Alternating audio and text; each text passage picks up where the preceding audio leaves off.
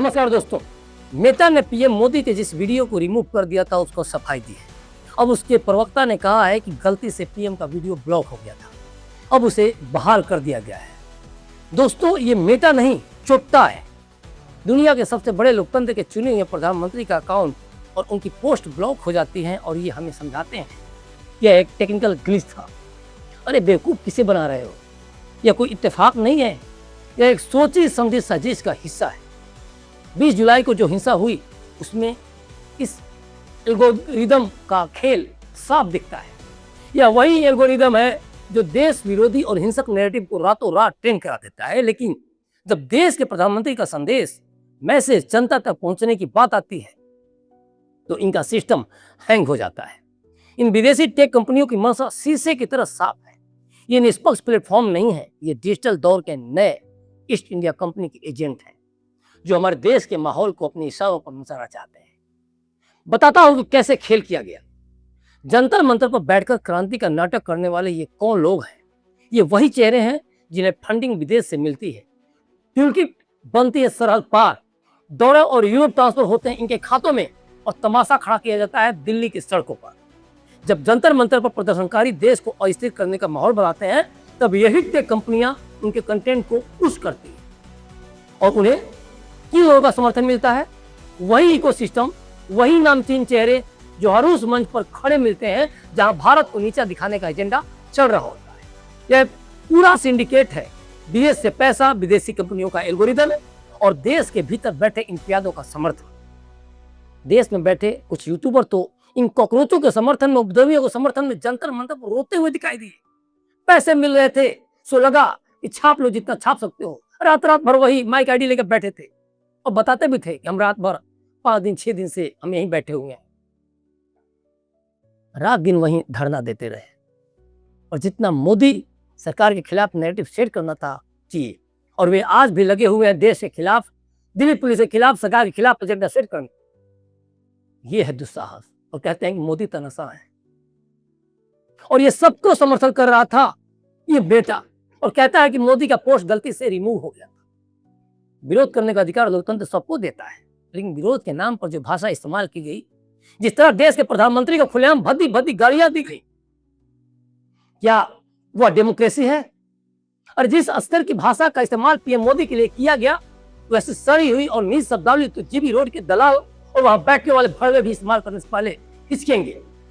वेश्यावृत्ति करने वाली मजबूर महिलाएं भी शायद उस जुबान से परहेज करें जो जुबान इन तथाकथित आंदोलनकारियों और उनके समर्थकों ने देश के प्रधानमंत्री के लिए इस्तेमाल की। यह आलोचना नहीं थी, यह गटर की मानसिकता का खुलेआम प्रदर्शन था। अब बहुत हो चुका, अब समय कड़े शब्दों में निंदा करने का नहीं है। सरकार को अब अपना रुख सख्त करना होगा। अगर यह विदेशी कंपनियां हमारे देश के कानून, हमारे लोकतंत्र और हमारे संवैधानिक पदों का सम्मान नहीं कर सकती तो इन्हें भारत में व्यापार करने का कोई हक नहीं। इन्हें रगड़ना होगा और सरकार को भी इसको समझना होगा, क्योंकि बिना सरकार के कड़े एक्शन के ये नहीं सुधर। इनकी आर्थिक नकेल कसनी होगी और इनकी फंडिंग के हर विदेशी सोर्स का पर्दाफाश करना होगा। भारत कोई किसी टेक जॉइंट की प्रयोगशाला नहीं है। इस देश की संप्रभुता से खिलवाड़ करने वाले हर हाथ को, चाहे वो डिजिटल हो या जंतर मंतर पर खड़ा हो, कानून के दायरे में लाकर तोड़ा जाना चाहिए।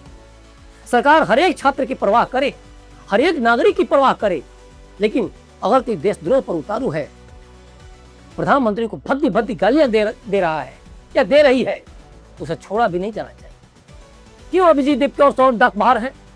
क्यों नहीं जेल में अभी तक से उनको भेजा गया? धर्मेंद्र प्रधान का इस्तीफा हो सकता है, अधिकारी गलती करें और मंत्री इस्तीफा दे तो कोई रुकने वाला है? और उसी अभिजीत दीप के, उसी सौरभ दास और उसी आशुतोष रंका के छत्र छाया में इनके आह्वान पे जो प्रदर्शन का आह्वान किया था, उपद्रव हो, सशक्त कदम बढ़े, निर्माण करें, किसी सीटों का नाम है, क्रिमिनल्स का नाम है, और ये जेल में नहीं जाएंगे। आखिर सरकार को किस बात का डर है? सरकार तो 2 बार से बहुमत हुई, इस बार ये बहुमत से बची है।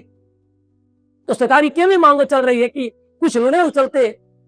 सबसे डरने की जरूरत नहीं है, सरकार के साथ अधिकांश जनता है, मेजोरिटी है, और लोगों को इंतजार है कि मोदी सरकार ऐसे लोगों के खिलाफ जो अर्धनग्न, जो प्रदर्शन के साथ साथ जो प्रधानमंत्री मोदी की को गाली दी जा रही थी, यदि आदित्यनाथ को मन से धमकी दिया जा रहा था, तो इन लोगों को सबक सिखाना भी जरूरी है।